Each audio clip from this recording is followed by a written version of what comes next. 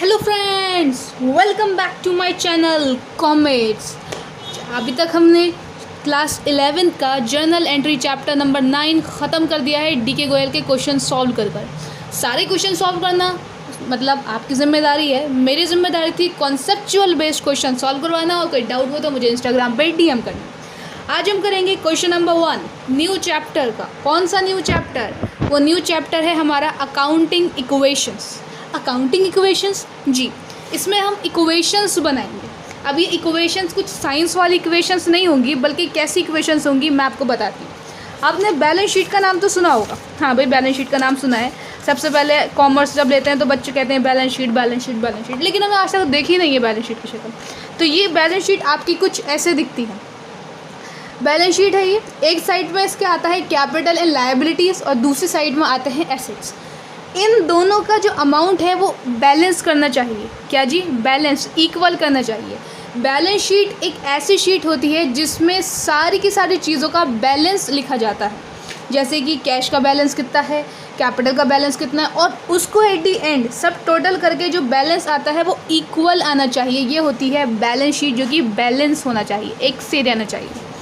तो balance sheet में आप देखिए कैपिटल एंड लायबिलिटी किसके इक्वल होना चाहिए? एसेट के इक्वल होना चाहिए। इसी पर बेस्ड है ये चैप्टर। ये हमारा है परफॉर्मर, ऊपर लिखा हुआ है अकाउंटिंग इक्वेशन।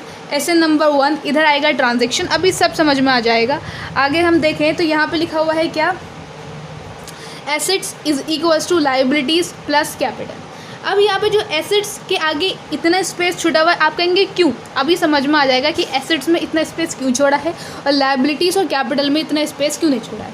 हमेशा याद रखिए फॉर्मूला बनता है asset is equals to liabilities plus capital. हमारी एसेट जो है किसके इक्वल होता है? लायबिलिटीज़ और कैपिटल को जो हम सम कर लेते हैं उसके इक्वल आ जाता है। आइए क्वेश्चन नंबर 1 करते हैं हम सॉल्व।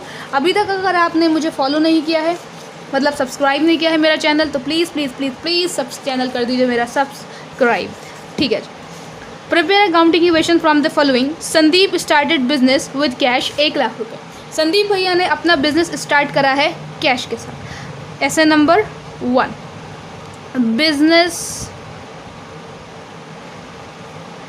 Started with cash. यहाँ पे आपको शॉर्ट मतलब जो आप नरेशन टाइप जो लिखते थे ना, बस नरेशन जैसा ही लिखना है यहाँ पे। बिजनेस करा है आपने, आपकी एंट्री क्या बनती थी? कैश अकाउंट डेबिट, है ना। Cash account debit to capital account. Capital यहाँ पे बढ़ा, कैपिटल ये लिखा हुआ है कितने रुपए? 1 लाख रुपए। कैपिटल भी बढ़ा आपका इसलिए प्लस, कैश भी बढ़ा। तो यहाँ पे मैं क्या लिखूँगी? यहाँ लिखूँगी कैश और उसके नीचे लिख दूँगी 1 लाख रुपए। ये भी क्या हुआ है? बढ़ा है। ठीक है, ये बनी है आपकी इक्वेशन। बन गई नहीं बन गई? हाँ जी, ये आपकी इक्वेशन बन गई। अब आपको अपना डंडा मतलब अपना स्केल लेना है, हथियार, लाइन ड्रॉ करना है। ठीक है, और यहाँ पे लिख देना इक्वेशन 1 लाख। ये स्पेस अभी छोड़ देना, 0 प्लस 1 लाख। ठीक है ना जी। आइए आगे बढ़ते हैं। Second, purchase furniture for cash. आपने दूसरे में क्या करा है? आपने फर्नीचर परचेज करा है। एंट्री बताइए क्या बनेगी? Journal entry furniture account debit to cash account. Furniture asset है तो यहाँ लिख दीजिएगा फर्नीचर। ठीक है ना, क्या लिख दीजिएगा? फर्नीचर एसेट में लिख दीजिएगा। फर्नीचर बड़ा है, हाँ भाई फर्नीचर तो आपका बड़ा होगा। यहाँ पे लिख देती हूँ मैं परचेज्ड फर्नीचर फॉर कैश। अब आपका फर्नीचर दिख गया एसेट साइड में। हाँ जी, एसेट साइड में हमें फर्नीचर दिख गया है। कितने का फर्नीचर पड़ा है? 5,000 रुपये का। तो मैं यहाँ पे 5,000 प्लस कर दूँगी इस वाले के सामने, कर दिया। साथ ही साथ मेरा कैश डिक्रीज़ हुआ है तो यहाँ पे कैश में से माइनस कर दूँगी 5,000 रुपये। ठीक है ना। अब ऊपर यहाँ पे 0 लिख देंगे, यहाँ पे 0 क्योंकि ऊपर इसमें कुछ ट्रांजेक्शन हुआ नहीं है। ठीक, यहाँ पे भी कोई ट्रांजेक्शन है 0, यहाँ भी कोई ट्रांजेक्शन नहीं है 0। अब देखिए आपकी न्यू इक्वेशन क्या बन के आई। बहुत मज़ा आता है इस चैप्टर को करने में। एक बार बस सही से स्टेप्स देख लो ना, समझ में आ जाए, मज़ा आ जाता है। न्यू इक्वेशन 1 लाख में से 5,000 रुपये माइनस करेंगे, कितने बचेंगे? 95,000 rupees plus 5,000 rupees is equals to 0 plus 1 lakh plus 0 1 lakh. देखो दोनों साइड इक्वल चल रही है, 1 लाख और 1 लाख। ठीक, आ जाओ तीसरे में आते हैं। परचेज गुड्स फॉर कैश 20,000 रुपये। मैंने गुड्स खरीदे हैं कैश में, एंट्री क्या बनेगी? Purchases account debit to cash account, है नहीं? परचेजेस, अब यहाँ पे क्या मैं परचेजेस लिखूँगी? नहीं लिखूँगी। परचेजेस मतलब मेरा स्टॉक बढ़ गया। भाई मैंने गुड्स खरीदे हैं, गुड्स क्या होती हैं? वो चीज़ें जो मैंने जिससे मैं डील करती हूँ। अब मैं डील करती हूँ लाइक कुरकुरे वगैरह से, तो मैं जब कुरकुरे खरीदूँगी तो कुरकुरे का जो स्टॉक है वो बढ़ेगा। तो मैं यहाँ एसेट में क्या दिखाऊँगी? स्टॉक दिखाऊँगी। स्टॉक बढ़ा है मेरा, बिल्कुल। पहले न लिख देते हैं परचेजेस गुड्स फॉर कैश, ठीक है ना। अब स्टॉक मेरा बड़ा है, हाँ जी हाँ, देखो इसी लाइन के सामने लिख रही हूँ। कितने से बड़ा है मेरा? 20,000 रुपये से बड़ा है, 20,000 रुपये से बड़ा है। अब कैश डिक्रीज़ हुआ है 20,000 रुपये से, हाँ कैश डिक्रीज़ हुआ है मेरा 20,000 रुपये से। बाकी किसी चीज़ में कुछ, फर्नीचर में कुछ नहीं, लाइबिलिटीज़ में कुछ हुआ है नहीं, कैपिटल में कुछ नहीं हुआ है। ऊपर स्टॉक का कुछ जिक्र नहीं था, ज़ीरो लिखते जाना, ज़ीरो लिख देना, ज़ीरो लिख देना, ज़ीरो लिख देना। आओ चलो देखते हैं क्या होता है, देखते हैं। तो न्यू इक्वेशन जो मेरी बन के आई है वो क्या बन के आई है, आओ देख लेते हैं।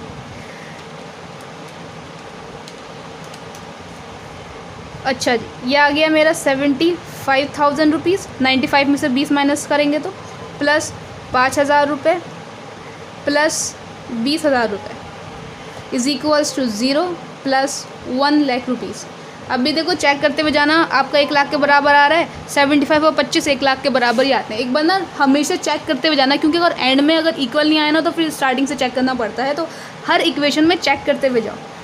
चौथी entry, purchase goods on credit. अच्छा जी, परचेज गुड्स खाली यहाँ लिख देते हैं। इसका मतलब ये है कि हमने गुड्स जो है क्रेडिट में ख़रीदे हैं। गुड्स खरीदे हैं क्रेडिट में, यानी कि परचेजेस अकाउंट डेबिट। परचेजेस बढ़ा मतलब स्टॉक बढ़ा। कितने से बढ़ा? 36,000 रुपये से बढ़ा, 36,000 रुपीज़ से बढ़ा।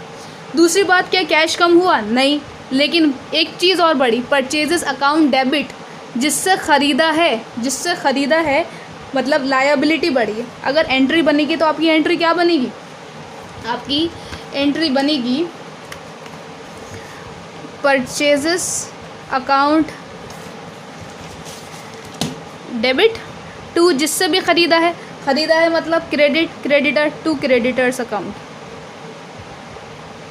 परचेजेस की दिखा दिया हमने, हाँ। क्रेडिटर मेरी क्या होता है? लायबिलिटी, मतलब मेरा लायबिलिटी भी बढ़ गई। तो यहाँ पे लायबिलिटी जो आपको दिख रही है, यहाँ पे आप चुपके से लिख दो क्रेडिटर। क्या लिख दो? क्रेडिटर। यहाँ पे लिखो प्लस कैपिटल। ये और ये एक ही लाइन में आना चाहिए, ठीक है ना? ओके। तो यहाँ से मेरा एक चीज़ और बढ़ी, वो क्या बढ़ा? मेरा क्रेडिटर बढ़ा 36,000 रुपये से, ठीक है ना? ओके। और किसी चीज़ पे कोई फ़र्क नहीं। आओ जी आओ। अरे क्वेश्चन तो आसान है, पहली बार में मुश्किल लगता है, लग रहा होगा मुश्किल, लेकिन आ जाएगा करना इंशाल्लाह, डोंट वरी। तो न्यू इक्वेशन जो हमारी बनी है 75,000 plus 5,000 plus 3 2 5 56,000 rupees is equals to 36,000 plus 1 lakh रुपया। ठीक, पाँचवीं इक्वेशन पे आते हैं। पेड फॉर रेंट, कितना रुपये पे करा है? 700 रुपये। Rent paid, rent account debit to cash account, rent pay किया है, हाँ जी। क्या पे करा है? रेंट। एंट्री क्या होती है? Rent account debit to cash account. कितने से पे करा है? 700। कैश डिक्रीज़ हुआ है, कैश मेरा होता है एसेट, कम कर दूँ मैं कितने रुपए से? -700। अब मैम यहाँ पर मुझे कहीं रेंट तो दिख नहीं रहा है, तो मैं रेंट क्या दिखाऊँ? अच्छा, रेंट मेरा क्या होता है? नॉमिनल इन नेचर होता है ना? नॉमिनल नेचर का होता है। अब जब ये नॉमिनल नेचर का होता है, इसी वजह से ही कहाँ जाता है? डेबिट साइड में जाता है, ठीक है ना? हाँ भाई, नॉमिनल नेचर की सारी जो चीज़ें, जो एक्सपेंस होते हैं, वो कहाँ जाते हैं? डेबिट साइड में जाते हैं। अब ये बातें आपको बाद में समझ में आएंगी जब आपको टोटल बैलेंस शीट बनाना आ जाएगी। अभी ये समझ लीजिए, क्योंकि ये एक्सपेंस होता है और एक्सपेंस की वजह से जो मेरा कैपिटल होता है वो कम हो जाता है, इतनी समझ लो, बाकी बातें जो सारी बातें एक्सप्लेनेशन है वो समझ में आपको ढंग से आएंगी जब आप फाइनेंशियल स्टेटमेंट बनाओगे, उसमें बैलेंस शीट बनाओगे, ट्रेडिंग एंड P&L बनाओगे।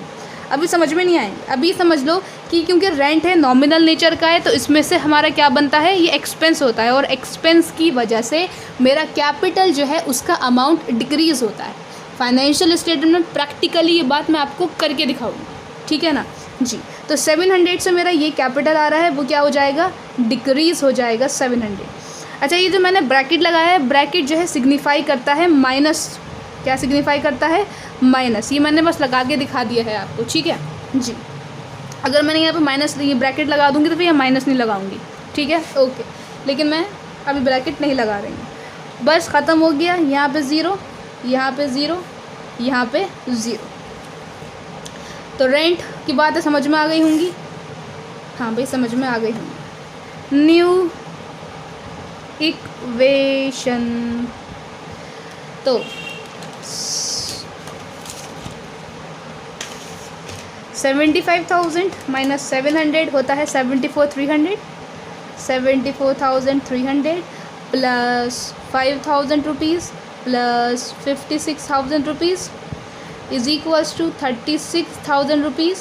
प्लस माइनस माइनस, लेकिन साइन बड़े का आता है, तो 1 लाख में से जब 700 रुपये माइनस करेंगे तो आ जाएगा 99,300 रुपीज़। समझ में आ गई ना बात, हाँ जी हाँ। आइए 6th इक्वेशन पे। गुड्स कॉस्टिंग 40,000 रुपये sold at a profit of 20% for cash. Okay, अब इन्होंने बोला है कि हमारे जो गुड्स थे वो कितने के थे, 40,000 रुपये के गुड्स थे। कितने के गुड्स थे, 40,000 रुपये। गुड्स कितने के थे, 40,000 रुपये के थे, जिससे मैंने सोल्ड करा है 20% के प्रॉफिट में। 40,000 का 20% प्रॉफिट कितना होता है, पता है आपको कितना होता है, 8,000 रुपये होता है। निकाल कर देख लेना, 8,000 रुपये है। यानी कि मैंने 40 की चीज़ कितने में बेची, 40 के प्लस 8,000, यानी कि 48,000 में बेची भाई। 40 की चीज़ मैंने कितने में बेची, 48,000 में, और वो भी कैश में।